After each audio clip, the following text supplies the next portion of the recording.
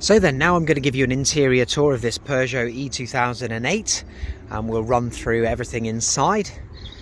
And actually, let's start with the back. Let's start with the boot, because the boot's pretty good size actually in this car.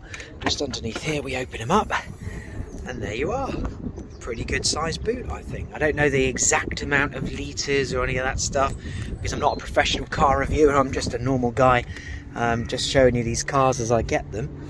Here's a handle, really nice handle there, and underneath you're able to store things like all of the charging cables, so that's really handy little space there, because it kind of forms a tray. And also, you know, maybe you could fit some shopping under there and stuff as well if you didn't want it floating around the back too much. You've got a little storage place there, and another one just over there. It's quite small, not very deep, but at least it's something that you can just get a few bits and pieces in there. And then the seats are split as well, so you can, you know, put two down there or one down there as well. So, oh, that's better. Now the sun's going in, you can see it a lot clearer actually. And then let's go into the back. And there you go. So that's the back seats. You haven't got a centre armrest that pulls down on this car, which is a little bit of a shame, because my little boy really likes that, you know, and he can have it down and then he can sit over there and then rest his head on it if we're going on a long journey or something. But 3 seats in the back there, and then just here you've got your speaker. You've got fairly shallow storage there, electric windows, and another little speaker grill there. I don't know whether those speakers are on in this car or not, because they all put these in, whether they've got this stereo in there or not. Got a little net there, and then in the back we've got 2 USB chargers, the normal USBs. And what's a shame actually with this car is you've got this flipping lump right here, which, you know, you usually get on your petrol cars, but on electric and like in the Tesla and also on the VW ID3, which have been purposefully designed as an electric vehicle, they don't need that. But obviously in this car you've got it, because this car can be purchased as petrol or diesel, which is a shame. The seats are great. They've got this mix here. I don't know if that's leather or some kind of fake leather, whatever. And then sort of yellow stitching with some material here. And it looks good. It looks sporty. It looks quite nice. This is a GT after all, I suppose, so they've tried to make it that way. These headrests also move up and down, as you can see there. And we've got a teeny weeny little light. You've got your handle, which is always good to be able to grab hold of to get out if you're elderly and so on. And then look at these really spiky angular bits on the seats there, just to support you. Shame it hasn't got a panoramic roof, because I've really quite liked that in the VW ID3, for example, but and the Tesla. But yeah, I don't know whether you can get that as an optional extra or not. I'm not sure. So let's go and just get in here and let's see what it's like. I've got my seat where I drive, and I'm about 5'11", and there's plenty of room here. Like I'm not even using this cutout of the. Let me just shut the door so you can actually see. There you go.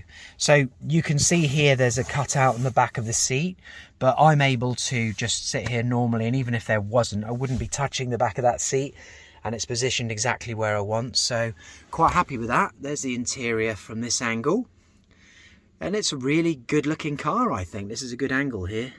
Very curved, kind of cockpity type feel. You can see just there, like this, it's just really nice. It looks really, really cool inside. Everybody who gets in this car likes the interior. Even though it has got a lot of piano black, the classic piano black that just basically fingerprints up real quick. I still don't know why car manufacturers insist on putting all this piano black everywhere. It used to be cool, I suppose, but then once we had it in all the cars, everyone soon realised that it's great as long as you've got a permanent cloth in the car that you can use to keep it clean.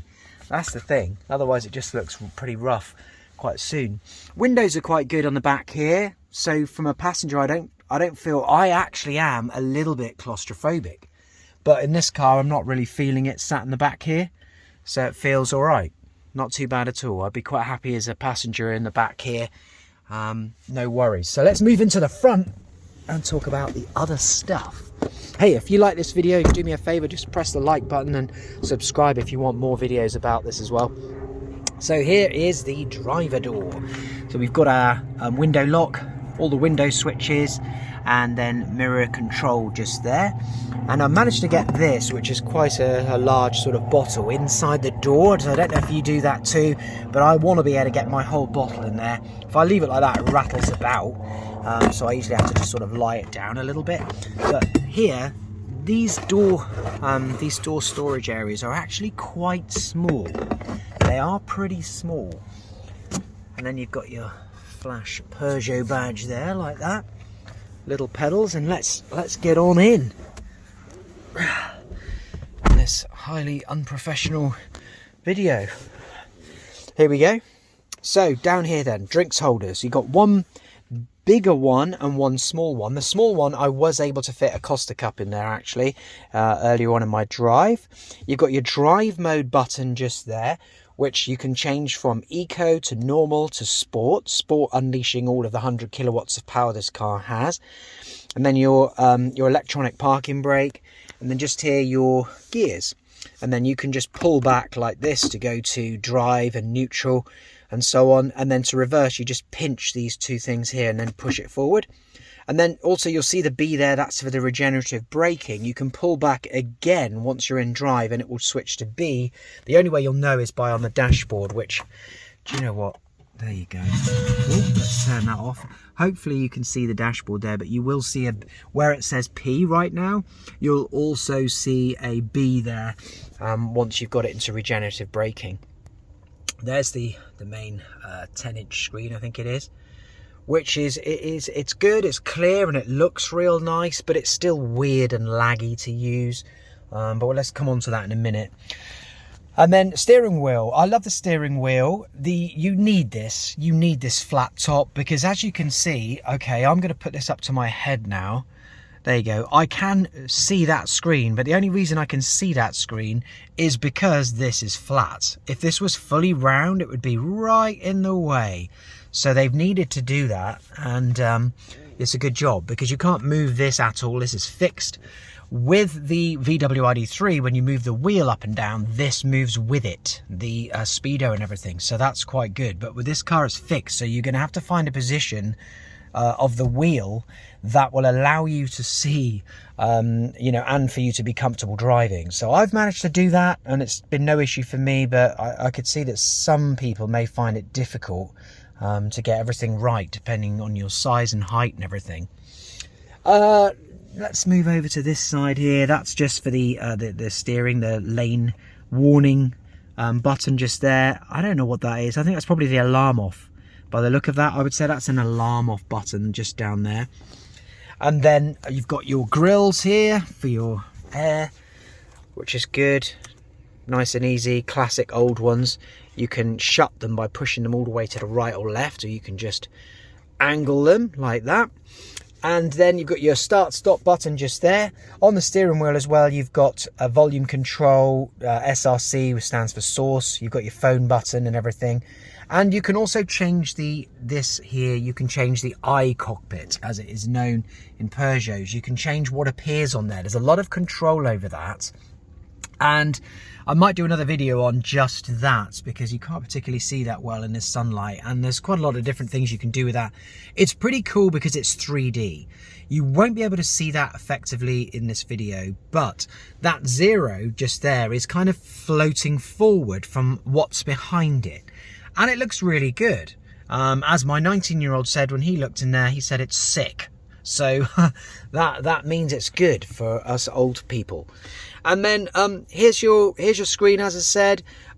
Tricky. Now, one thing I found out about, and you would never know how to get to the main kind of menu, as it were, of this screen unless you look it up. And you have to put 3 fingers on there like this to be able to get it all up like that, so you can clearly see what you're doing. But it's just weird. I don't know why these guys can't make really nice, fast, easy to use infotainment centers now. That's where the Tesla wins big time, is the ease of use and the instant understanding of how to use it. With these, you're going to be playing around looking for menus and navigation and things like that, and trying to figure out your way around. It's not too bad, but it's not great either. Just down here you've got buttons, actual kind of touch buttons, which as you can see there, look, as I press them, there you go, let's go to nav. Bit slow, bit ponderous, but it works. What does this one do? There we go, these are all the settings for the car. And then you've got your phone. I quite like having some quick and easy buttons. You can connect to Android Auto as well as Apple CarPlay with this car. You've got heated seats just there, and you can adjust those 1, 2, 3 power like you can in pretty much every car that has heated seats. A nice quick and easy volume control there, and you can switch off by pushing or mute it. So that's quite good. You know, it's sensible, isn't it? And then you've got these quick access buttons here, which you can just push down. You want aircon max, you just push down. You know, your hazard warning lights, your lock, things you might want to just get to fairly quick and easily, which I think is a good idea. And then down here, I like this too. It's a little fold out wireless charging bay for your phone. And then if you put your phone in there and shut the door, it keeps the phone out of the way, out of temptation, and just charges your phone up as we go along there, which is a really good thing. And then just to your right and left is a USB charger and a USB-C charger. Now that's good, because the other day I ended up having to buy a £15 cable while I was out and about, because my wife only had the USB charger for her iPhone, and we were in the Volkswagen ID3. It only has USB-C, so this has got both. And in the back there, as you saw, it also had 2 USBs as well. So that's good that it's got both people catered for there. I suspect as time goes on we'll lose the USBs and we'll all be on USB-C, but no problem. Then you have got over here your glove compartment. Now that split in there I find really annoying, because guess what? You can't fit a manual in there, you know, because this is in the way. It's silly. I mean, I suppose they've done it so things don't keep floating around. But in actual fact, you go to put things in there and you can never fit it because you've got this blooming great thing in the way. So I'm not keen on that. It may not bother you. It may not affect you. I don't know. There we are. So that's the interior. Just up here, you've got your mirror. Hello.